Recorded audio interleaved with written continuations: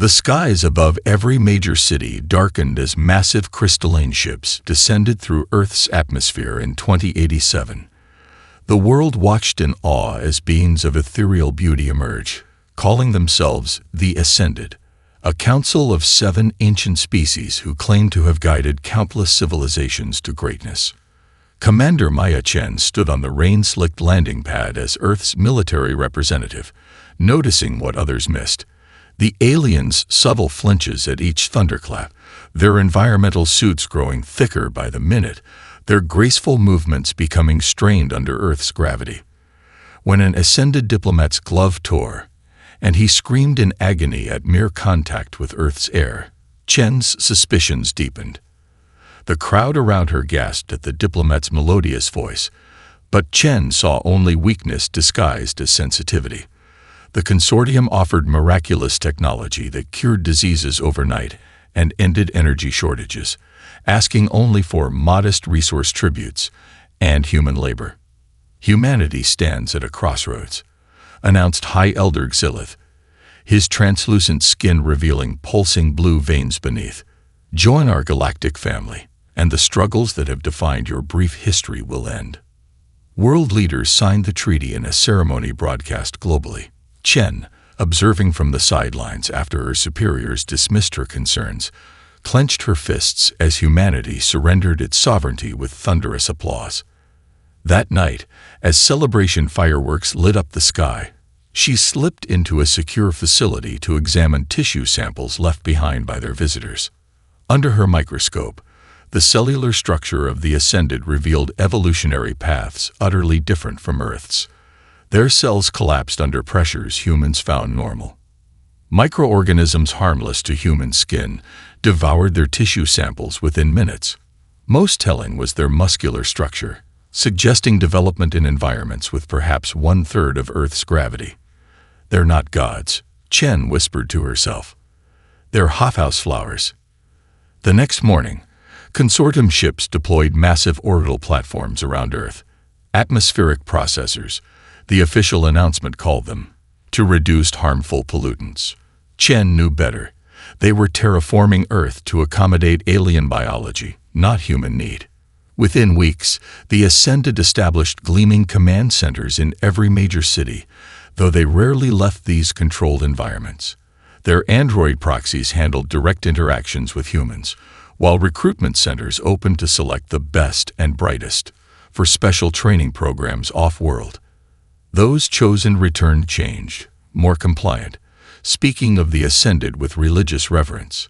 3 months after first contact, Chen received orders for reassignment to an Antarctic monitoring station, effectively exiled for continuing to voice her concerns to military leadership. The night before her departure, Dr. Elijah Okafor, a xenobiologist newly assigned to study consortium physiology, contacted her through an encrypted channel. "Commander, I've been analyzing their nutritional requirements," his message read. "They're extracting Earth's rare elements at an unsustainable rate. This isn't a cultural exchange. It's a mining operation, and we're the expendable labor force." Chen replied with coordinates for a safe meeting location, knowing her communications were monitored. As midnight approached, she packed her grandfather's paper journal, technology the aliens couldn't easily track, and slipped into the rainy streets of New Shanghai. The downpour provided perfect cover. The Ascended and their proxies avoided Earth's natural precipitation like a plague. In a forgotten underground bunker designed to survive catastrophes that never came, Chen met Okafor and 5 others, military officers, scientists, and intelligence analysts who shared her suspicions. Together, they formed the first cell of what would become humanity's greatest resistance.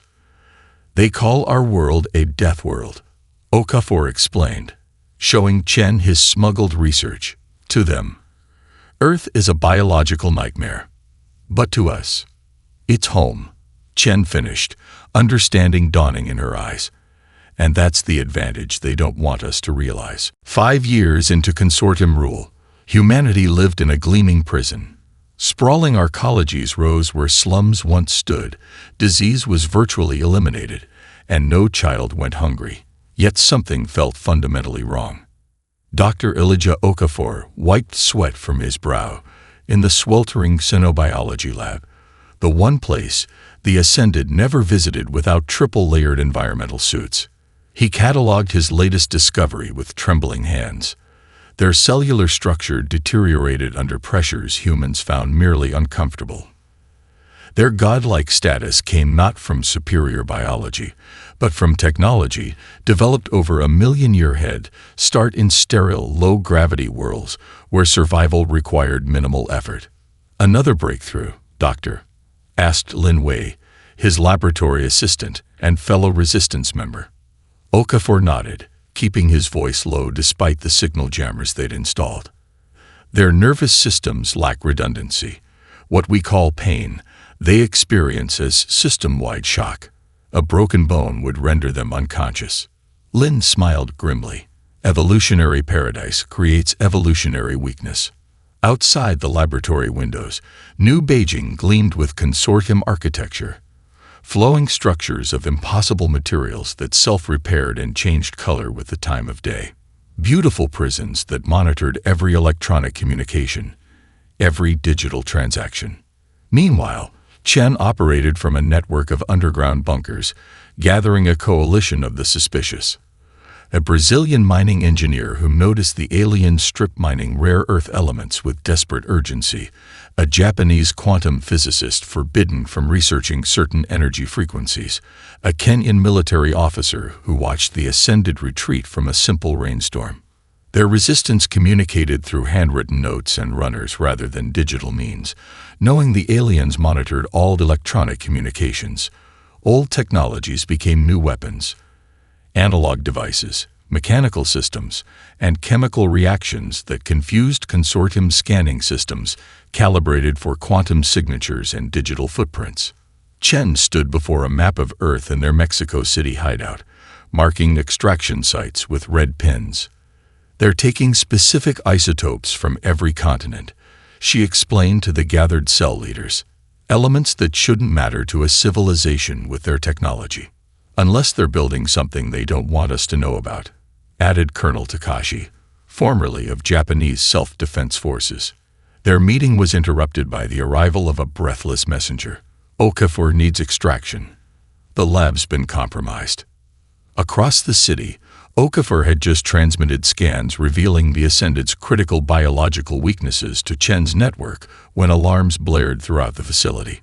His data package had been intercepted mid-transmission. Robotic enforcers sealed all exits as he frantically erased evidence of his research.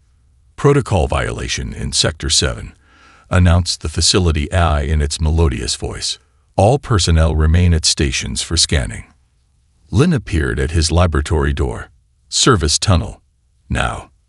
They fled through maintenance corridors as enforcement drones flooded the main hallways. The tunnels were hot, humid, and cramped. Conditions perfectly tolerable to humans, but lethal to their overlords without protection. This simple fact had become the Resistance's greatest advantage. Reaching an external access hatch, they emerged into driving rain, another unexpected ally. The downpour would interfere with thermal scanning and drive away any biological Ascended who might join the pursuit. 3 blocks away, Chen's extraction team waited in a pre-consortium vehicle with no electronic components. As Okafor and Lin sprinted across the open square, enforcement drones materialized from the storm. Lin pushed Okafor forward. Go! The data matters more than either of us. She turned, pulling a small device from her pocket. A simple EMP generator that would fry the drones, but also alert every consortium system to their location. The sacrifice bought precious seconds as Okafor reached the vehicle. Lin stayed behind. He gasped as they sped away through flooded streets. Chen nodded grimly. Then we make her sacrifice count. Tell me everything you discovered. Okafor pulled a waterproof pouch from his jacket, removing handwritten notes and biological samples. It's worse than we thought. They're not just mining resources, they're preparing Earth for consumption. Their species doesn't just visit worlds. they devour them. 17 resistance fighters died breaching the floating consortium data center over the ruins of Singapore. Chen led the surviving team through corridors designed for beings half-human height, their skin burning from the over-sterilized air as they raced to download crucial data before security protocols activated. 5 minutes until system purge, whispered Tariq Hassan, the 25-year-old prodigy who had cracked the consortium's access codes. His fingers flew across the alien interface, bypassing security measures with the combined knowledge of hundreds of resistance hackers who had sacrificed their lives learning these systems.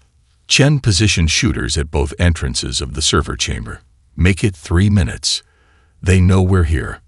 What they found in the database shattered every assumption about humanity's place in the cosmos. Earth was classified as Deathworld 12, one of the harshest inhabited planets ever encountered. Humans weren't just another species to the Ascended. They were an evolutionary aberration that terrified them. Look at this, Tariq said, his voice hushed with awe. Centuries of consortium records describing humans as biological impossibilities who thrive in conditions that would kill most sentient life. Chen watched footage of consortium scientists dissecting human subjects, narrating with religious dread. They regenerate from injuries that would terminate our kind. They intentionally poison themselves for pleasure. They can survive radiation that sterilizes our worlds. The most disturbing discovery was buried deeper. The Ascended weren't harvesting Earth's resources for construction or energy. They were extracting specific elements to create biodampening fields, technology designed to suppress human biological advantages and eventually reshape Earth's population into a more manageable species. They're not just stealing from us, Chen realized. They're planning to change what we are. The facility suddenly flooded with blinding light as security systems engage. Through the chamber's transparent walls, Chen saw enforcement drones swarming like metallic insects. Behind them floated 3 Ascended in sealed environmental suits, their luminescent eyes wide with what could only be described as fear. "Time's up," Chen said. "Tariq, tell me you got everything." The young engineer nodded, disconnecting his device from the alien console. "Complete download. Begin transmission to all resistance cells," Chen ordered as the first drones breached the outer defenses.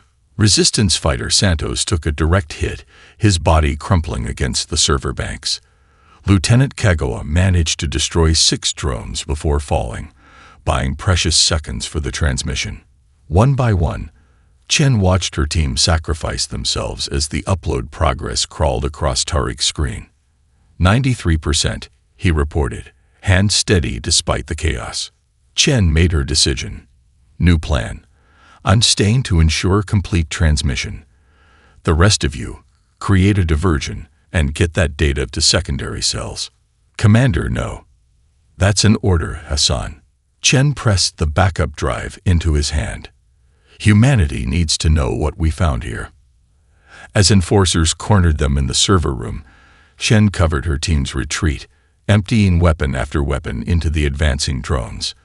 The truth was uploading to resistance cells worldwide. The Ascended weren't gods harvesting worship.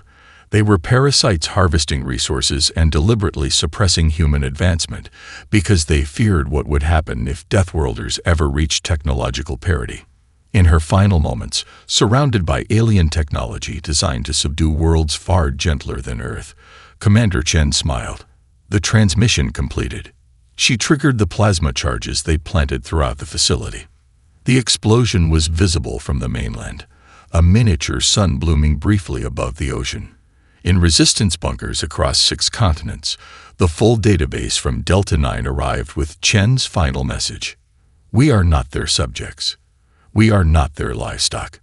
We are Deathworlders, and that is our greatest strength. Earth isn't our prison.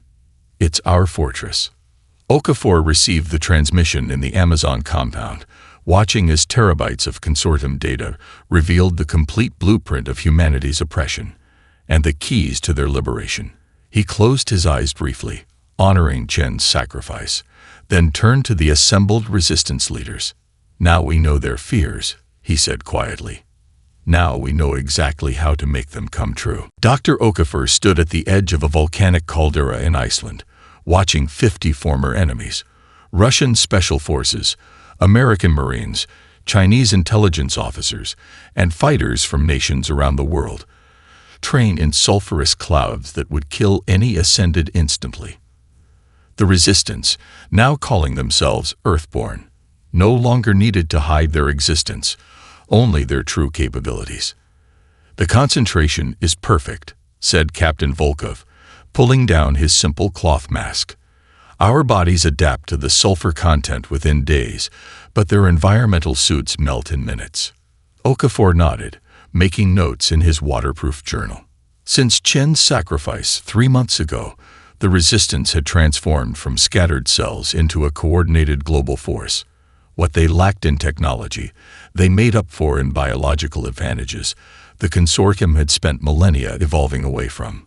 "How soon can we deploy?" Okafor asked. "The first strike teams are ready now," Volkov replied. "We're just waiting for Hassan's signal."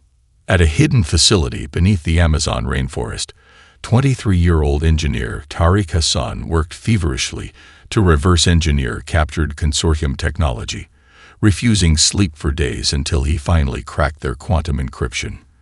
His console beeped with success as the final algorithm fell into place. "We're in," he announced to the team of scientists gathered around him. "We can now intercept and falsify their communication protocols." Colonel Santos, who had survived Singapore despite severe injuries, studied the scrolling alien text. "How long before they detect the intrusion?" "They won't," Hassan replied with quiet confidence. "Their systems are designed to defend against digital attacks from civilizations like theirs. Logical, ordered, predictable. Human creativity doesn't compute in their security algorithms." The first test of their new capabilities came within hours. The consortium harvester deployment, scheduled to extract rare minerals from the Andes, received falsified orders directing them to the heart of a massive storm system. The harvesters, designed for consortium environmental tolerances, suffered catastrophic failures in Earth's natural weather patterns. Across the globe, resistance cells began implementing Okafor's strategic vision, using Earth itself as a weapon. They lured enforcers into swamps where microorganisms consumed their synthetic components.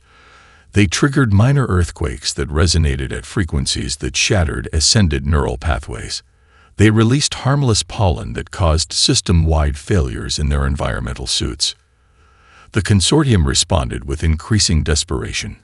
Orbital platforms initiated atmospheric modifications, trying to make Earth less hospitable to its native species. In response, humans simply adapted faster, their bodies naturally evolving countermeasures that the Ascended's genetic engineering couldn't match. "They've started evacuating non-essential personnel," reported Lieutenant Kago during the Resistance's Global Council meeting.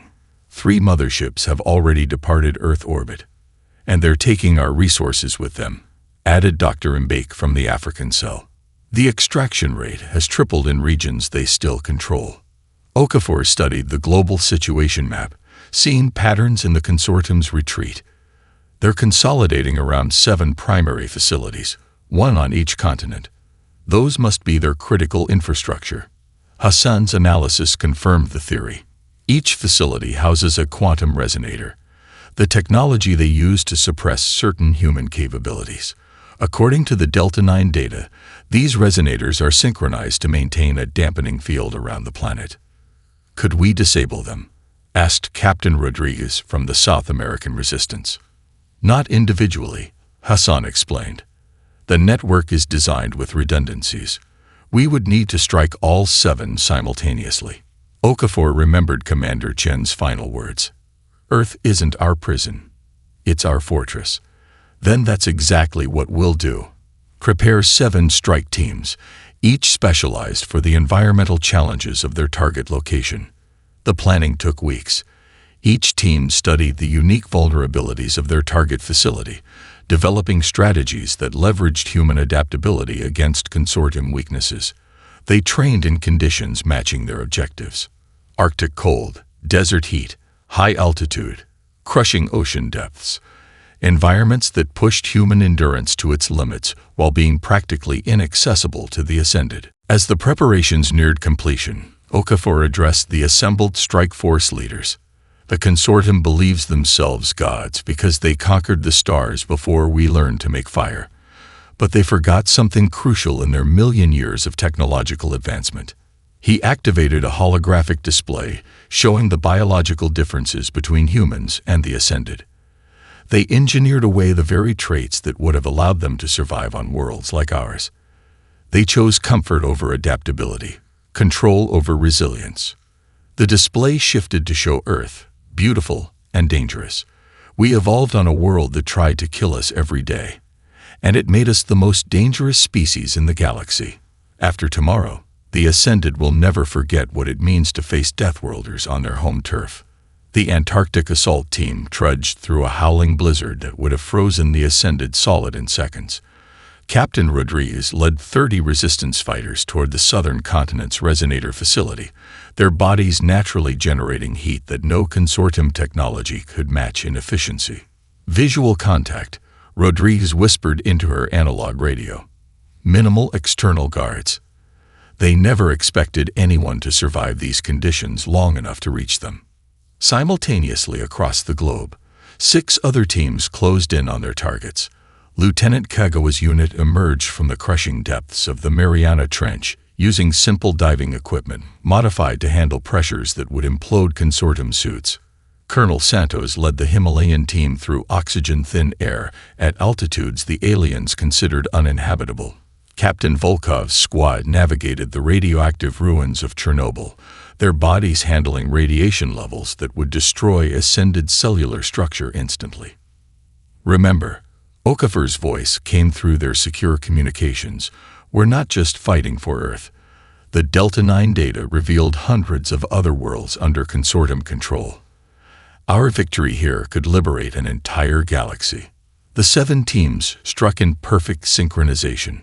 The Antarctic facility fell in 17 minutes, its ascended administrators retreating in panic when they realized humans could function in temperatures their environmental systems couldn't counter. The Sahara facility lasted 22 minutes before Captain Meek's team, able to endure extreme heat and dehydration, overwhelmed its defenses. Hassan coordinated from the Amazon Command Center, intercepting and scrambling consortium communications. They're confused, he reported. Their reinforcements are responding to false coordinates. We have a clear window for Phase 2. Inside each facility, the strike teams located the quantum resonators, massive crystalline structures pulsing with energies designed to suppress human biological potential. Following Hassan's precise instructions, they recalibrated rather than destroyed the devices, turning the consortium's own technology against them. In the North American facility, Dr. Lai worked feverishly at the alien console. Recalibration at 80%. She reported as enforcement drones closed in on her position. Need 3 more minutes. You'll have them, promised Sergeant Wallace, leading the defensive team and holding back waves of mechanical enforcers. Unlike previous encounters, the humans now moved with startling speed and strength as the resonator's suppression field weakened. The Australian team completed their recalibration first, sending confirmation through the secure network. Within minutes, 5 other teams reported success. Only the European facility remained, where Commander Dubois' team found themselves trapped by an actual ascended overseer, one of the few willing to risk personal intervention. The alien floated in its environmental bubble, voice resonating with artificial harmonics designed to instill fear. Your resistance is cosmically insignificant. We have guided 1,000 species to proper evolution. You are merely the most stubborn. Dubois didn't waste breath arguing. She drew a simple steel knife. Technology so primitive the Ascended didn't even register it as a weapon, and punctured the environmental field. Earth's raw air rushed in, and the beam's luminescent skin immediately began to blister and crack. We guided ourselves, Dubois said as she completed the resonator recalibration over the alien's dying form. At precisely 300 GMT, All 7 quantum resonators activated with their new settings. Instead of suppressing human capabilities, they now amplify them while disrupting consortium systems. Across the planet, humans experienced the sudden clarity of thought and physical vitality they'd never known, their natural abilities no longer artificially constrained. Consortium technology began failing globally. Their environmental systems crashed, their weapons misfired, and their automated enforcers fell dormant. The orbital platforms, suddenly vulnerable to human countermeasures, found themselves targeted by repurposed consortium defense systems, now under resistance control. In the command center, Hassan monitored the cascading system's failure with grim satisfaction. It's working. Their entire control network is collapsing. Okafor studied the incoming reports, hardly believing their success. 6 years of occupation, undone in a single coordinated strike. Any response from their motherships? That's the strange part, Hassan replied. 3 of them have just left, jumped to faster than light without any attempt to assist their forces on Earth. They're running, Captain Rodriguez said as her team reported in from Antarctica. Gods don't run. The celebration was short-lived. As resistance teams secured the resonator facilities, they discovered disturbing evidence of the consortium's contingency plans. The Ascended hadn't simply been planning to leave.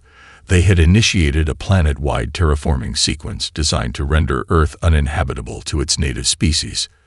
They're planning to poison their own well, Okafor realized, studying the alien schematics. If they can't have Earth, they'll make sure no one does. The Resistance had won their first victory, but the war for Earth's survival had only just begun. In their desperation, the false gods had revealed their true nature, not as benevolent guides, but as vengeful destroyers who would rather annihilate a world than admit defeat to creatures they considered beneath them. High Elder Xylith's translucent skin pulsed with bioluminescent rage as he addressed the Emergency Consortium Council from his mothership in high Earth orbit. The 6 other ascended species representatives attended as holographic projections, their expressions ranging from fear to calculating interest.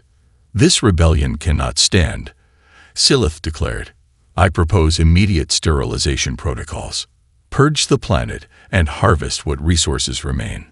Elder Tavik of the Crystal Mines, oldest of the ascended species, flickered in agreement. The Deathworlders have proven too dangerous. Their biological adaptability exceeds all projected models. Better to eliminate the infection before it spreads. But not all shared this view. Representative Mila, whose species had been the most recent addition to the Ascended, spoke with unexpected conviction. We've lost 3 facilities to primitives using simple environmental advantages. Perhaps we should reconsider our assessment of their capabilities. Hesitation is weakness, Elder Zorn countered, their multifaceted eyes reflecting starlight. My species advocates for immediate genetic modification programs. We can salvage the human template while domesticating their dangerous traits. Unknown to the others, Mila secretly opened a quantum-shielded channel to Earth. In a secure bunker beneath the Sahara, Hassan received the unexpected transmission. The Council is divided. Mila's message stated, 3 advocate for Earth's destruction. 2 propose genetic correction. 2 of us seek another path. We were like you once, forced to evolve according to consortium standards.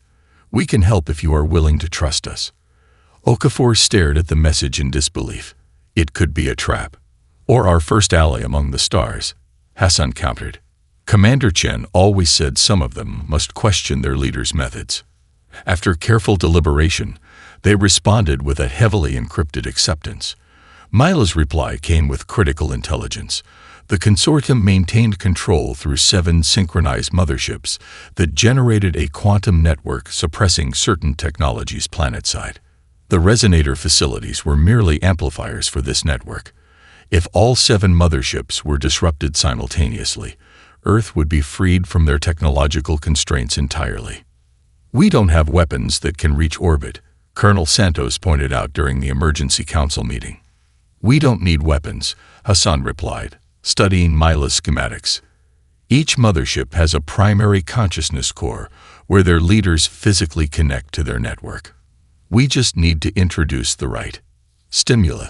While the Resistance formulated their response, conflict erupted among the Ascended. Elder Zorn's faction attempted to launch a genetic modification satellite aimed at Earth's population centers. Representative Mila and her ally, Speaker Kelf, sabotaged the launch, revealing their sympathies. Traitors, Silith declared. You've been contaminated by Deathworlder thinking. We've been enlightened by it, Mila responded before her transmission was cut. Her mothership broke formation, descending to Earth's upper atmosphere, low enough to make contact, but high enough to maintain life support.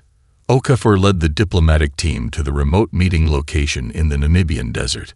As Mila's shuttle landed, its occupants emerged in environmental suits far more substantial than any seen before, evidence of the true fragility the consortium had hidden behind their godlike facades.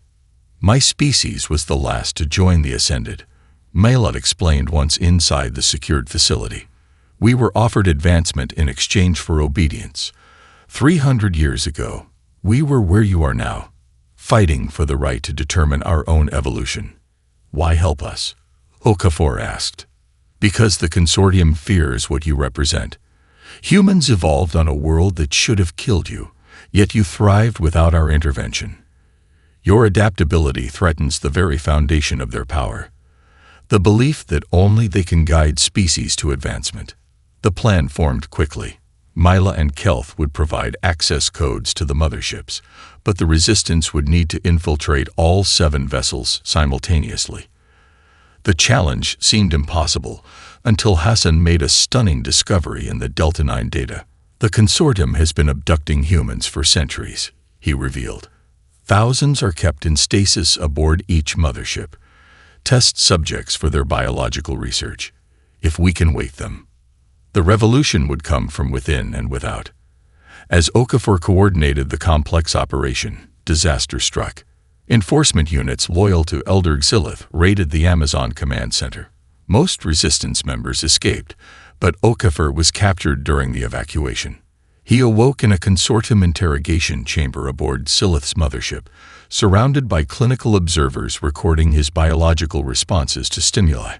The Ascended researchers spoke about him as if he were a fascinating but dangerous specimen. Remarkable pain tolerance, noted one, adjusting settings on a neural scanner. Their species actually evolved to continue functioning despite physical damage. Okafor revealed nothing despite increasingly sophisticated questioning. The Ascended, having evolved beyond physical interrogation methods, relied on psychological techniques that failed against human determination. Their most advanced interrogation AI, designed to break any sentient mind, encountered in Okafor something it had never been programmed to overcome: hope born from surviving impossible odds. As his captors grew frustrated, Okafor gained crucial intelligence through their careless conversations. The motherships were preparing a coordinated strike against Earth. The Resistance had 3 days at most to implement their plan before the consortium unleashed technology designed to render Earth uninhabitable to humans while preserving its resources. In his cell during rest cycles, Okafor worked methodically on the seemingly impossible task of escape, applying everything he had learned about consortium weaknesses.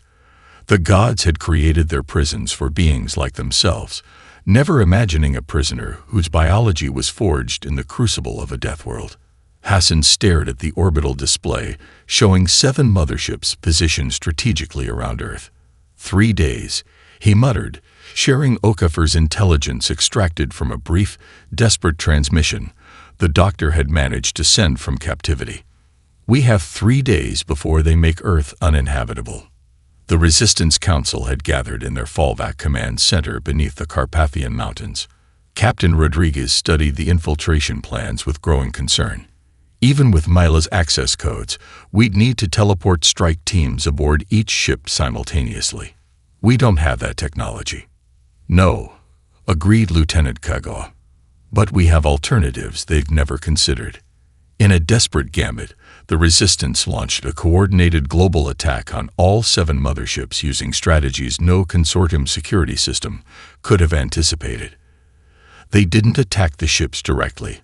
They attacked the synchronized signal connecting them to Earth. 7 strike teams deployed to locations corresponding to each mothership's primary signal relay: an Arctic ice shelf, an underwater volcanic vent, the eye of a hurricane, the radioactive heart of Chernobyl, a Himalayan peak, the crushing depths of the Mariana Trench, and the superheated core of an Australian desert.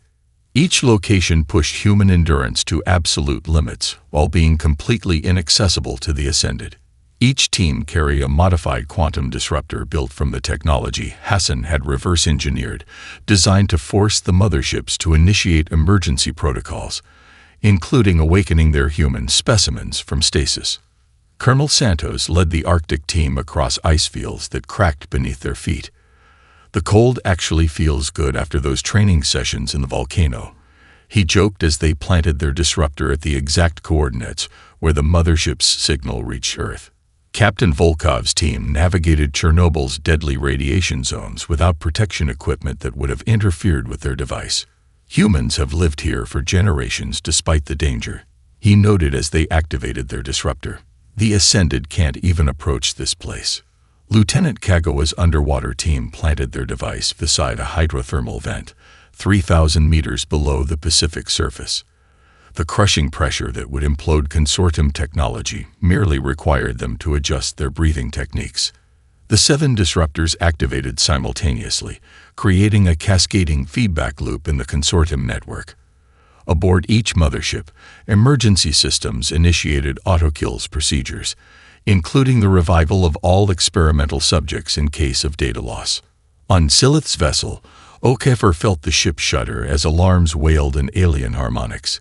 His cell door deactivated as emergency power rerouted to critical systems. Stepping into the corridor, he found chaos.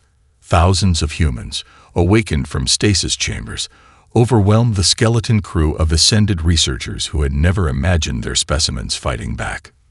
"This way," Okafor called, gathering confused abductees. "We're taking control of this ship." Across the consortium fleet, similar uprisings erupted as humans discovered their numerical advantage. The Ascended had never developed significant security forces. Their technology had always been sufficient protection.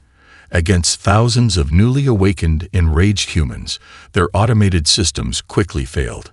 On Earth, Hassan monitored the disruption with growing excitement. "It's working. 6 motherships report internal security breaches." "And the 7th?" asked Rodriguez. "Silith's command ship. Their systems are more robust." But Hassan's console beeped with an incoming transmission. "We're receiving a message from inside." Okafor's face appeared on the screen, bloody but triumphant. "The specimens are awake, Hassan, and they remember everything the Ascended did to them. We've seized the secondary control systems, but Silith has barricaded the bridge with the remaining loyal Ascended. We need the override codes from Mila." Representative Mila, stationed with the Resistance Command, immediately transmitted the necessary sequences. "Hurry," she warned. "Silith will activate the planetary sterilization protocol if he believes he's losing control." Aboard the command ship, Okafor led a final assault on the bridge. The awakened humans, despite years in stasis, fought with ferocity born from captivity and experimentation. The ship's environmental systems, designed for Ascended comfort, became weapons in human hands as they increased gravity, temperature, and humidity to levels unbearable to their former captors. Silith, last of the Ascended leadership still fighting, faced Okafor on the command deck. The High Elder's environmental suit had been damaged, exposing patches of translucent skin that blistered in Earth's atmospheric mix being pumped through the ship. "You primitive creatures," Silith rasped through his translator. "We offered you advancement. We offered you the stars." "We'll take the stars," Okafor replied, advancing steadily. "But we'll do it our way. Evolution isn't about comfort or technological superiority. It's about adaptation. Survival. You forgot that lesson during your million years of playing gods." As Silith reached for the sterilization protocol, an abductee named Sarah Miller, a housewife from Idaho who had been missing for 15 years, smashed the Elder's environmental controls with a piece of broken equipment. Earth's raw atmosphere flooded his suit. The being who had presented himself as a god collapsed, unable to breathe air that humans took for granted. Throughout the fleet, humans seized complete control of motherships containing the consortium's most advanced technology. Representative Mila and Speaker Kelth, keeping their promise, provided full access to the Ascended database, including star charts for other occupied worlds.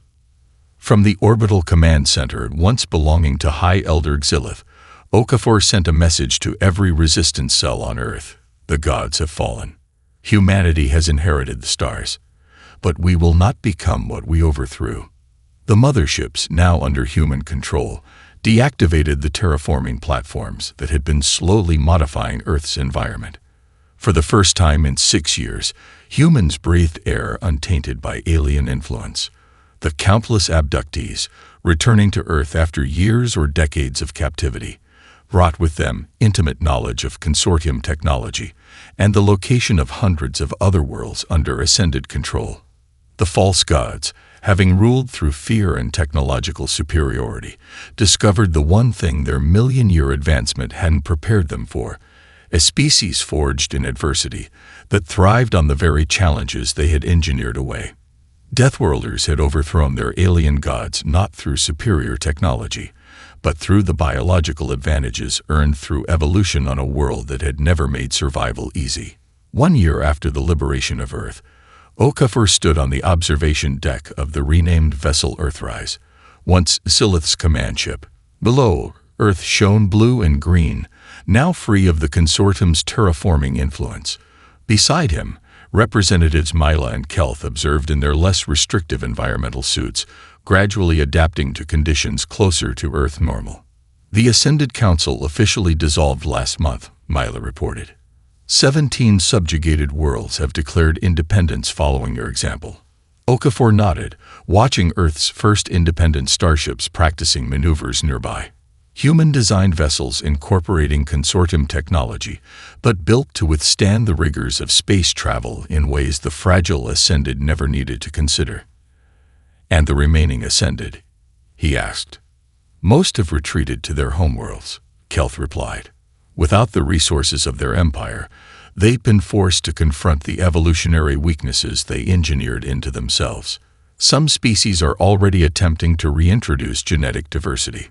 The door slid open as Hassan entered, now Earth's ambassador to the emerging Galactic Cooperative. The Council is ready for you, Doctor.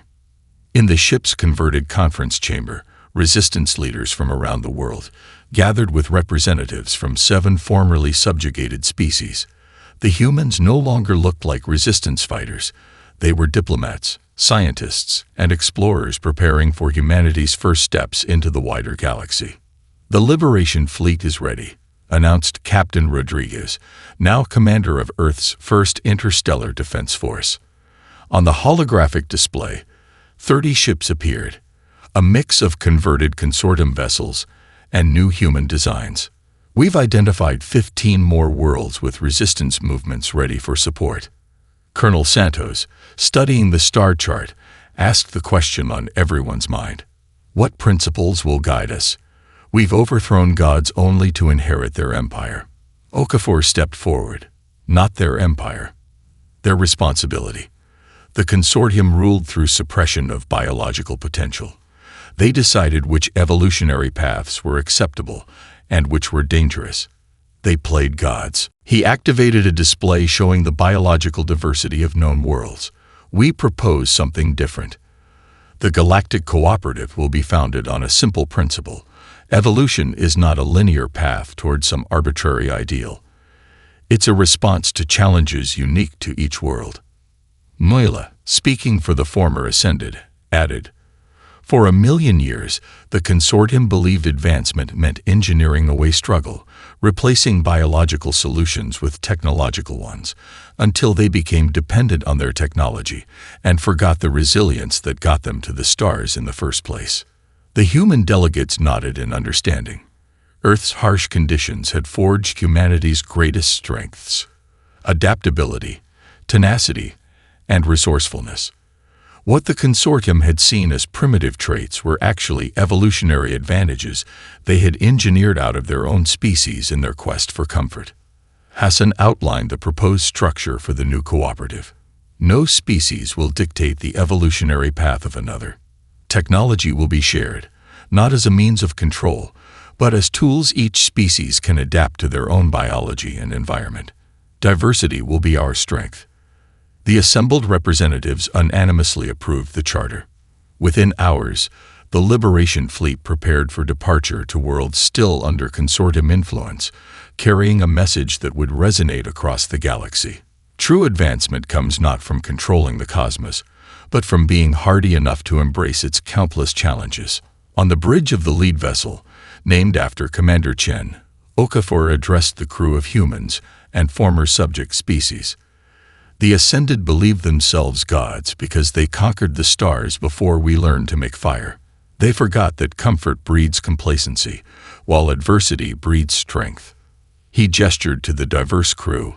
Each evolved for different worlds with different challenges. We are not bringing revolution to these worlds. We are bringing choice. The freedom to evolve according to their own environmental pressures, not someone else's idea of perfection. As the fleet prepared for its first faster-than-light jump, Rodriguez joined Okafor at the view screen. "Do you think Chen would be proud of what we've built?" Okafor smiled, remembering the commander who first recognized the Ascended's weakness. She saw their fear of us before anyone else did. She understood that being Deathworlders wasn't our limitation. It was our greatest strength. On Earth, the 7 resonator facilities had been converted to research centers, where human scientists worked alongside representatives from dozens of species, each contributing unique biological perspectives. The consortium's extensive genetic database, once used to suppress dangerous traits, now helped heal the damage done to countless species' evolutionary paths. Sarah Miller, the housewife who had helped defeat Silith, now led the rehabilitation program for returned abductees. Their experiences, while traumatic, had given them unique insights into consortium technology that proved invaluable to Earth's scientific advancement. As the Liberation Fleet disappeared into faster-than-light, Earth continued its recovery. The scars of occupation would take generations to heal, but humanity had emerged stronger, wiser, and with a profound appreciation for the harsh world that had prepared them to overthrow gods.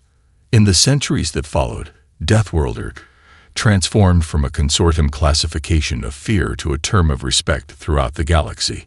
Species that evolved on challenging worlds, once suppressed for their dangerous potential, became the backbone of the cooperative, their unique adaptations solving problems the Ascended's homogenized approach never could. The Ascended themselves, humbled by their fall, gradually rejoined Galactic society, not as gods, but as equals with valuable perspectives earned through their mistakes. Some even began the long process of reintroducing the evolutionary traits they had engineered away, recognizing that true advancement came not from escaping adversity, but from being shaped by it. And on 1,000 worlds across the galaxy, sentient beings looked up at the stars with new understanding. The universe favored not the comfortable, but the adaptable, not the powerful, but the resilient, not self-proclaimed gods, but the Deathworlders who overthrew them.